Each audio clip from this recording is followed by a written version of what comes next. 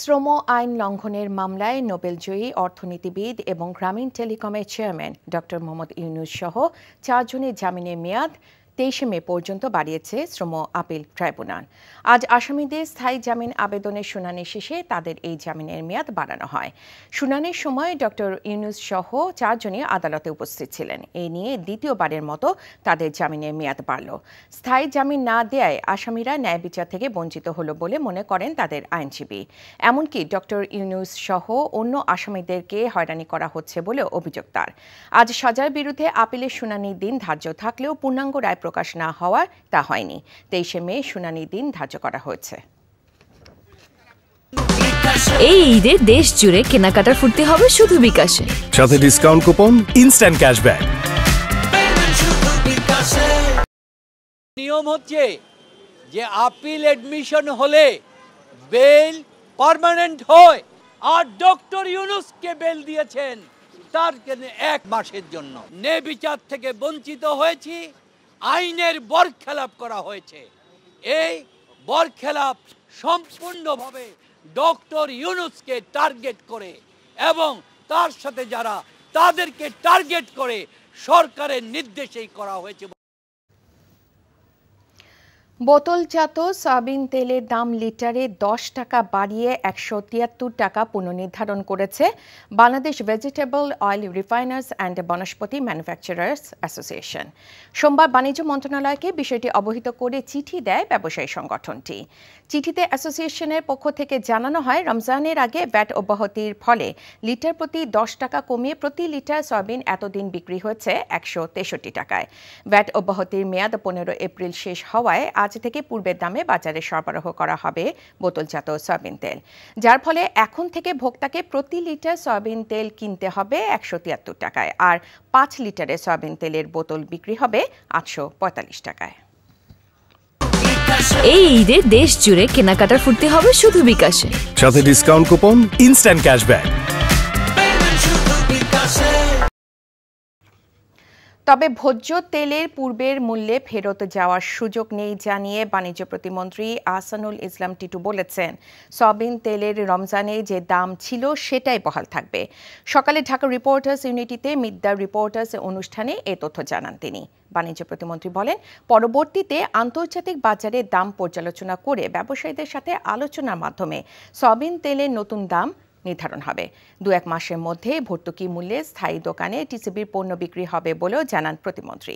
তিনি বলেন, 1 কোটি পরিবারকে নিত্যপণ্য দেওয়ার ক্ষেত্রে সুবিধাভোগীদের তালিকা হালনাগাদ করা হবে।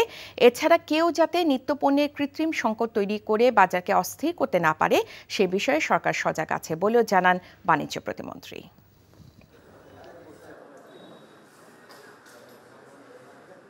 তেলের মূল্য ছিল 173 টাকা, আমরা 5 টাকা ট্যারিফ কমিয়েছিলাম, কিন্তু আমরা যারা ভোজ্য তেলের উৎপাদনকারী তাদের সাথে বসে ভোক্তা পর্যায়ে 10 টাকার সুবিধা দিয়েছিলাম। ট্যারিফ কমিশন একটা আমদানি মূল্যের উপরে নির্ধারণ করে প্রাইস ঠিক করে।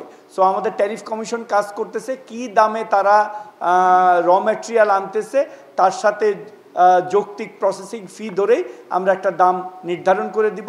আগের দামে ফিরে যাওয়ার কোনো সুযোগ নাই।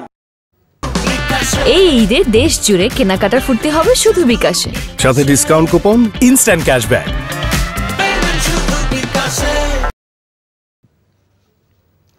দেশ জুড়ে চলছে দাবদাহ, সাথে তীব্র রোদ আর গরমে মানুষের অবস্থা ওষ্ঠাগত। দাবদাহের খবর জানতে যাচ্ছি সিনিয়র করেসপন্ডেন্ট নিয়ামুল আজিজের সাদেকের কাছে। তিনি আছেন রাজধানীর হাতিরঝিল এলাকায়। সাদেক, দাবদাহ কবে নাগাদ কমতে পারে আর এর প্রভাবে রাজধানীবাসীর কি অবস্থা, মানে কেমন প্রভাব দেখছেন এর ফলে, সেটা জানান আমাদেরকে।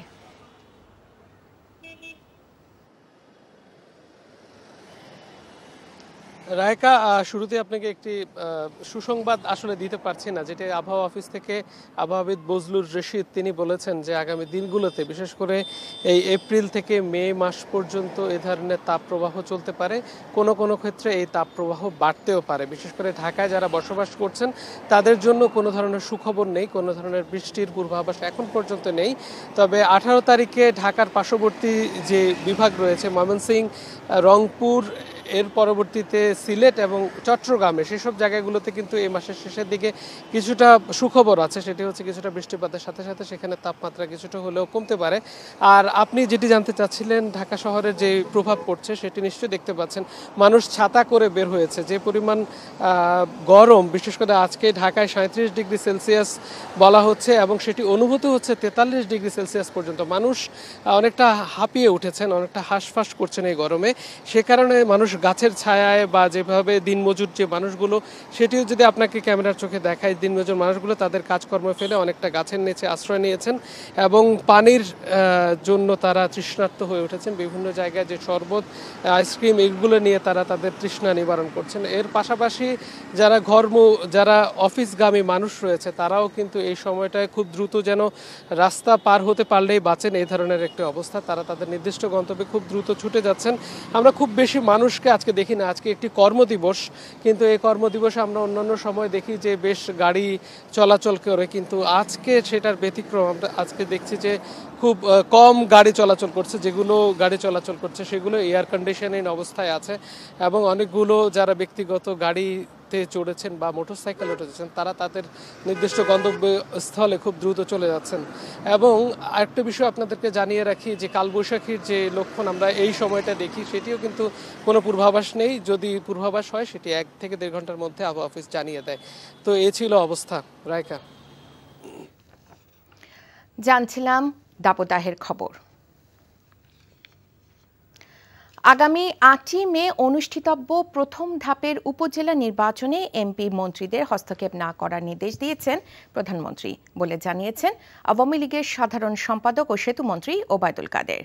দুপুরে ধানমন্ডিতে আওয়ামী লীগ সভাপতির রাজনৈতিক কার্যালয়ে এক সংবাদ সম্মেলনে তিনি একথা বলেন বিএনপি প্রকাশ্যে স্থানীয় সরকার নির্বাচনে বিরোধিতা করলেও তাদের অনেকে নির্বাচনে অংশ নেবে। আটলান্টিক কাউন্সিলের সূচকে বাংলাদেশ 25 ধাপে পিছিয়ে এটা বিশ্বাস করতে চায় না বাংলাদেশে, জানিয়ে আমেরিকা গণতন্ত্র সূচকে কত ধাপ পিছিয়ে বাংলাদেশে নিযুক্ত যুক্তরাষ্ট্রের রাষ্ট্রদূতের কাছে তা জানতে চেয়েছেন আওয়ামী লীগ সাধারণ সম্পাদক। ফিলিস্তিনের গাজায় ইসরায়েলি বর্বরতার বিষয়ে মন্তব্য করতে গিয়ে ওবায়দুল কাদের বলেন, নেতানিয়াহু বর্তমান বিশ্বের হিটলার।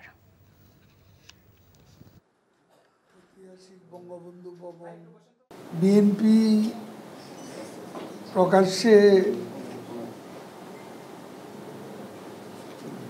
উপজেলা নির্বাচনে বিরোধিতা করলো, আমাদের জানা মতে স্থানীয় পর্যায়ে তাদের অনেকেই নির্বাচনে অংশ নিয়েছে। 25 ধাপ পিছিয়েছে। আমি মান্যবর রাষ্ট্রদূতকে জিজ্ঞেস করতে চাই, আপনার নিজের দেশ গণতন্ত্রে কত ধাপ পিছিয়েছে সেটার জবাব আগে দিন। 8ই মে থেকে শুরু হতে যাওয়া উপজেলা নির্বাচন বর্জনের সিদ্ধান্ত নিয়েছে বিএনপি।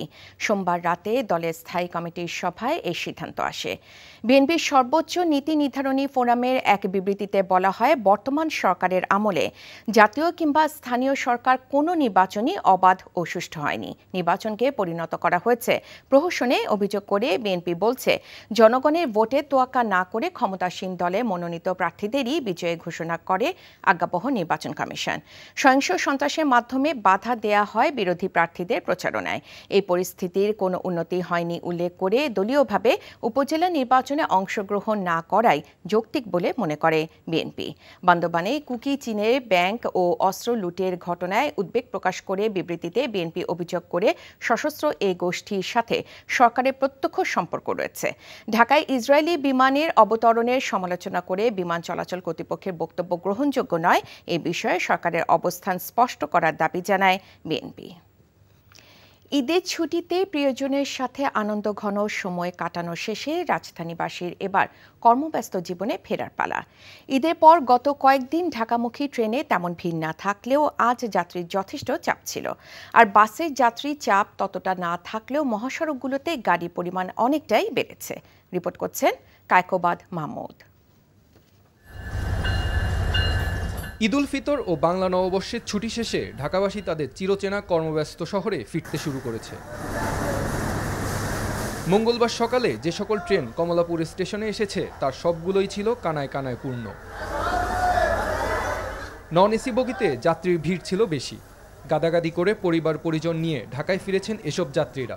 অনেকে ভেতরে জায়গা না পেয়ে ছাদে উঠেই এসেছেন। আসার সময় উঠতে একটু কষ্ট হয়েছে, কিন্তু পরে আর অসুবিধা হয়নি। এসি বগিতে আসলে ভিড় নাই, কিন্তু যেগুলো নর্মাল বগি নন এসি ওগুলোতে মানে করিডোরেও মানুষ দাঁড়ায় আছে। লোকজনের যা ভিড়, আমরা তো খুব কষ্টে দুটো সিট পাইছি।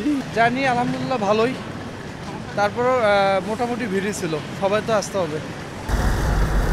এদিকে বাসে যাত্রীর ভিড় আগের থেকে কিছুটা বেড়েছে। প্রচণ্ড গরম যাত্রীদের নতুন অতিরিক্ত ভোগান্তির কারণ হয়েছে। দেশের প্রধান প্রধান সড়কগুলোতে যান চলাচল মোটামুটি স্বাভাবিক রয়েছে। ঈদ মোটামুটি ভালো হয়েছে, রাস্তায় আসার সময় কোনো জ্যাম নাই। আমি সিরাজগঞ্জ থেকে আসছি, মাত্র 3 ঘন্টা সময় লাগছে।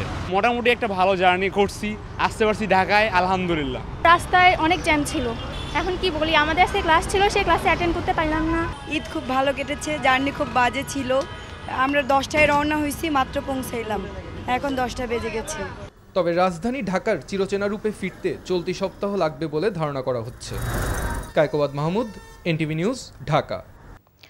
ডামি নির্বাচনে অংশ নিতে সরকারের সাথে আপোষ না করায় দলীয় নেতাকর্মীদের বিরুদ্ধে মামলা দিয়ে হয়রানি করা হচ্ছে বলে অভিযোগ করেছেন গণ অধিকার পরিষদ একাংশের সাধারণ সম্পাদক রাশেদ খান।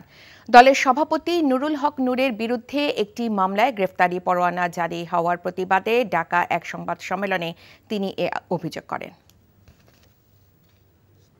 সে সময়ই বলা হয়েছিল, যদি নির্বাচনে আমরা না অংশ নিই তাহলে সাবেক তিনবারের প্রধানমন্ত্রী খালেদা জিয়ার যে অবস্থা এবং বিএনপির শীর্ষ নেতৃবৃন্দের যে অবস্থা, আমাদেরও সেম পরিণত হবে। শুধুমাত্র রাজপথে থাকার কারণেই আজকে আমাদের উপরে এই ধরনের দমন-পীড়ন, নিপীড়ন। আগামী 8 মে অনুষ্ঠিতব্য প্রথম ধাপের উপজেলা নির্বাচনে এমপি মন্ত্রীদের হস্তক্ষেপ না করতে প্রধানমন্ত্রী নির্দেশনা দিয়েছেন বলে জানিয়েছেন আওয়ামী লীগ সাধারণ সম্পাদক ওবায়দুল কাদের। দুপুরে ধানমন্ডিতে আওয়ামী লীগ সভাপতির রাজনৈতিক কার্যালয়ে সংবাদ সম্মেলনে তিনি কথা বলেন। বিএনপি প্রকাশ্যে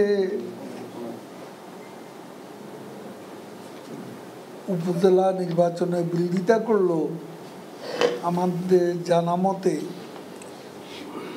স্থানীয় পর্যায়ে তাদের অনেকেই নির্বাচনে অংশ নিয়েছে। 25টা পিছিয়েছে। আমি মাননীয় রাষ্ট্রদূতকে জিজ্ঞেস করতে চাই, আপনার নিজের দেশ গণতন্ত্রে কত ধাপ পিছিয়েছে, সেটার জবাব আগে দিন।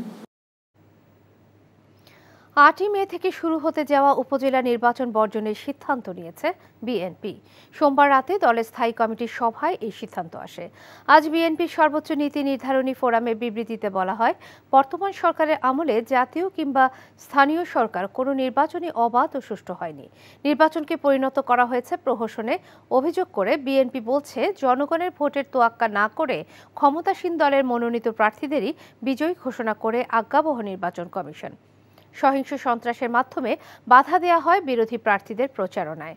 এই পরিস্থিতির কোনো উন্নতি হয়নি উল্লেখ করে দলীয়ভাবে উপজেলা নির্বাচনে অংশগ্রহণ না করাই যৌক্তিক বলে মনে করে বিএনপি। বান্দরবানে কুকিচিনের ব্যাংক ও অস্ত্র লুটের ঘটনায় উদ্বেগ প্রকাশ করে বিবৃতিতে বিএনপি অভিযোগ করে সশস্ত্র এ গোষ্ঠীর সাথে সরকারের প্রত্যক্ষ সম্পর্ক রয়েছে। ঢাকা ইসরায়েলি বিমানের অবতরণের সমালোচনা করে বিমান চলাচল কর্তৃপক্ষের বক্তব্য গ্রহণযোগ্য নয়, এ বিষয়ে সরকারের অবস্থান স্পষ্ট করার দাবি জানায় বিএনপি। বোতলজাত সয়াবিন তেলের দাম লিটারে 10 টাকা বাড়িয়ে 173 টাকা পুনর্নির্ধারণ করেছে Bangladesh vegetable oil refiners and Vanaspati manufacturers association. বাণিজ্য মন্ত্রণালয়কে বিষয়ে চিঠি দিয়েছে সংগঠনটি। তবে ঢাকা রিপোর্টার্স ইউনিটিতে মিট দ্য রিপোর্টার্স অনুষ্ঠানে বাণিজ্য প্রতিমন্ত্রী আহসানুল ইসলাম টিটু বলেছেন, ভোজ্য তেলের পূর্বের মূল্যে ফেরত যাওয়ার সুযোগ নেই। তেলের মূল্য ছিল 173 টাকা, আমরা 5 টাকা ট্যারিফ কমিয়েছিলাম, কিন্তু আমরা যারা ভোজ্য তেলের উৎপাদনকারী তাদের সাথে বসে ভোক্তা পর্যায়ে 10 টাকার সুবিধা দিয়েছিলাম। ট্যারিফ কমিশন একটা আমদানি মূল্যের উপরে নির্ধারণ করে প্রাইস ঠিক করে। সো আমাদের ট্যারিফ কমিশন কাজ করতেছে কি দামে তারা র ম্যাটেরিয়াল আনতেছে, তার সাথে যৌক্তিক প্রসেসিং ফি ধরেই আমরা একটা দাম নির্ধারণ করে দিব। আগের দামে ফিরে যাওয়ার কোনো সুযোগ নাই। শ্রম আইন লঙ্ঘনের মামলায় নোবেলজয়ী অর্থনীতিবিদ এবং গ্রামীণ টেলিকমের চেয়ারম্যান ডক্টর মোহাম্মদ ইউনুস সহ 4 জনের জামিনের মেয়াদ 23 মে পর্যন্ত বাড়িয়েছে শ্রম আপিল ট্রাইব্যুনাল। আজ আসামিদের স্থায়ী জামিন আবেদনের শুনানি শেষে তাদের জামিনের মেয়াদ বাড়ানো হয়। শুনানির সময় ডক্টর ইউনুস সহ 4 জন আদালতে উপস্থিত ছিলেন। এ নিয়ে দ্বিতীয়বারের মতো তাদের জামিনের মেয়াদ বাড়ল। স্থায়ী জামিন না দেয়ায় আসামিরা ন্যায় বিচার থেকে বঞ্চিত হলো বলে মনে করেন তাদের আইনজীবী। এমনকি ডক্টর ইউনুস সহ অন্য আসামিদেরকে হয়রানি করা হচ্ছে বলে অভিযোগ তার। আজ সাজার বিরুদ্ধে আপিল শুনানির দিন ধার্য থাকলেও পূর্ণাঙ্গ রায় প্রকাশ না হওয়ায় তা হয়নি। 23 মে শুনানির দিন ধার্য করা হয়েছে।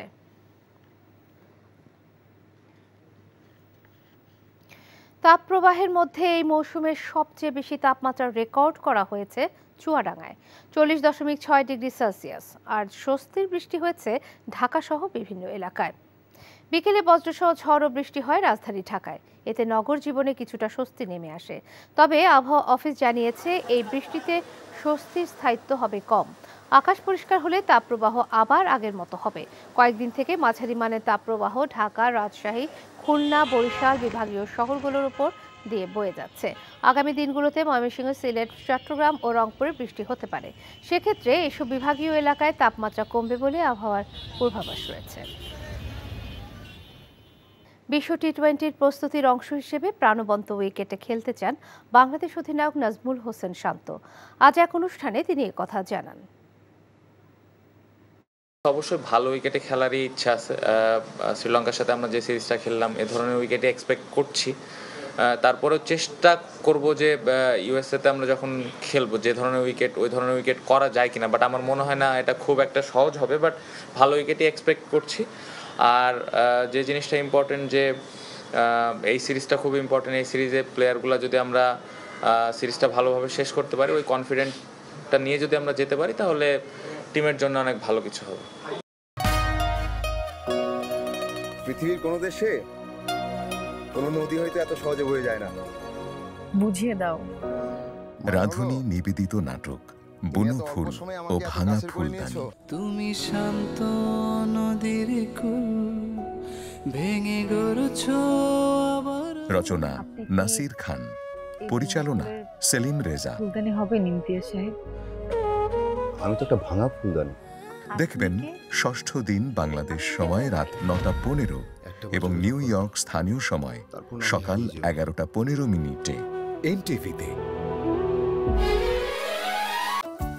রাধুনী রেডিমিক্স মাংসের মশলা, ব্যাস হয়ে যাবে ঝটপট দারুণ রান্না। এই ঈদে দেশ জুড়ে কেনাকাটার ফুর্তি হবে শুধু বিকাশে, সাথে ডিসকাউন্ট কুপন, ইনস্ট্যান্ট ক্যাশব্যাক।